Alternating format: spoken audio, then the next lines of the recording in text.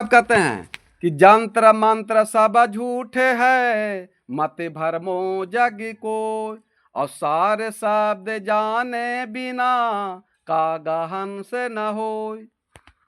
आया सार शब्द बीच में कि नहीं?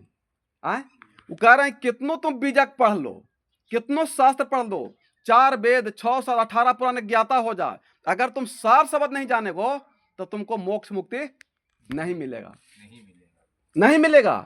तो सार शब्द प्राप्त करने के लिए क्या करें? प्रभु परमात्मा है कहाँ? तो साहब कहते हैं कि पानी में मीन पियासी रे मोहे, सुनी सुनी आवत हासी, आत्म ज्ञान बिना नर भटके, कोई मथुरा कोई काशी रे, जैसे मृगा नाभि कस्तूरी, बन बन फिरत उदासी रे मोहे, सुनी सुनी आवत हासी।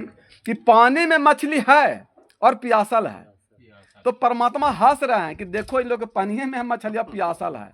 उसी प्रकार परमात्मा आपके अंदर में है और बाहर जाग तब पूजा पाठ व्रत उपवास में खोज रहे हैं, तो हंसी नहीं आवेगा? आए जाको ध्यान धरे विधि हरिहर, मुनि जन सहस 88 रे, सो तेरे घट माही विराजे, परम पुरुष अविनाशी रे मोहे, सुनी सुनी आवत हासी।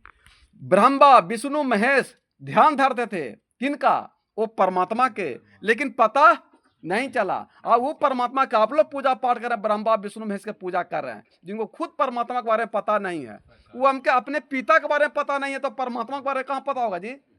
ब्रह्मा विष्णु महेश काल निरंजन जो उनके पिता हुए, उनके बारे में उनको पता नहीं है, तो फिर सार शब्द के बारे में परमात्मा के बारे में कहां पता होगा?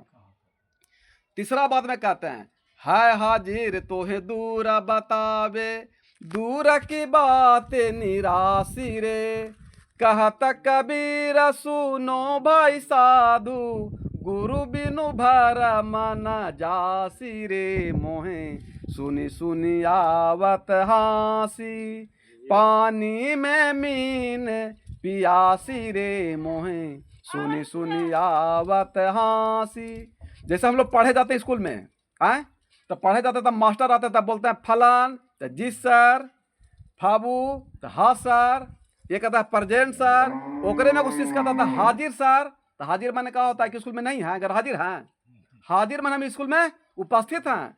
उसी प्रकार सदगुरु कबीर साहब कह रहे हैं कि परमात्मा तुम्हारे हृदय रूपी मंदिर में हाजिर हैं, लेकिन ब्राह्मण कह रहा है कि बहुत दूर हैं, और जाग तह पूजा पाठ व्रत उपवास भूखल प्यासा रहेगो तब तुमको मिलेगा, सत्यनारायण कथा कराओ तब मिलेंगे, लेकिन कैसे नहीं है हाजिर तो है दूर बतावे, दूर की बात निराशी रे, कहत कबीर सुनो भाई साधु, गुरु बिनु भरम न जासी रे, गुरु के बिना कल्याण नहीं होगा।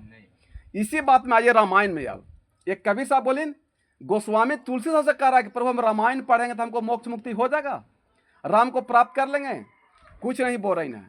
फिर कह रहे हैं कि प्रभु बोलिए ना हमको मोक्ष मुक्ति मिल जाएगा, कहता जग तप पूजा पाठ व्रत उपास करे कर रहा और चाहता है परमात्मा को प्राप्त करना, कहें कि कहनो प्राप्त नहीं करे वो, कहीं ना कहें कि नहीं।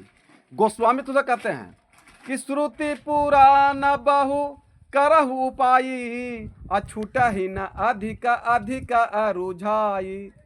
क्या कहें कि तू कितनो रामायण पढ़ लो, वेद पढ़ लो, शास्त्र पढ़ लो, उससे तू छूटेगा नहीं और उलझ जाएगा।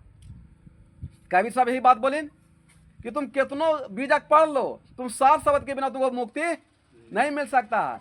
उसी प्रकार रामायण में कहीं गोस्वामी तुलसी साहब कह रही है कि तुम कितनो रामायण पढ़ लो, बीजक पढ़ लो, शास्त्र पढ़ लो, चारों वेद पढ़ लो, तुम उसमें छूटेगा नहीं और उलझ जाएगा।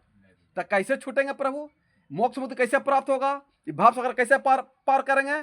तो गोस्वामी कहते हैं कि आत्म अनुभव सुख सुप्रकाशा, तब भेद भरम सब नासा। कि तुम बाहर पूजा पाठ को छोड़ करके तुम अपने आत्मा रूपी बुंदे परमात्मा को प्राप्त करते हो, आत्मबोध कर लेते हो, आत्मचिंतन कर लेते हो, तब तुम्हारा कल्याण हो सकता है। जब तक तुम राम को अंदर आत्मा रूपी बुंदे परमात्मा को नहीं खोजोगे तब तक तुमको कल्याण नहीं होगा। तो ये आत्मा और परमात्मा की बात क्या बतावेंगे? ये बतावेंगे। तो गोस्वामी कहते हैं तो गुरु बिनु बाबा निधि तारा ही न कोई, जो बिरंच शंकर सम होई। कि गुरु के बिना तो राम कृष्ण नहीं तरे, राम भी गुरु बनाए, कृष्ण भी गुरु बनाए, यहाँ रावण राक्षस को गुरु बनाया, और यहाँ धरती पर इंसान का था, गुरु क्या हो सकता है। तो जब तक आप गुरु नहीं बनाइएगा आपका अच्छा जीवन शुरू कभी हो ही नहीं सकता है। इसलिए गुरु बिनु, आपका उदाहरण है, गुरु बिनु भवन निधि तरह न कोई, जो बिरंच संकर्षम होई। तुम ब्रह्मा विष्णु महेश के समान हो जाओगे, तो गुरु के बिना भवसागर तुम पार नहीं कर सकते हो। तो कबीर साहब का वाणी और रामचरित मानस का वाणी दोनों एक है कि दो है? लेकिन कबीर साहब सब नफरत करता है ना, तो दोनों एक है कि दो है?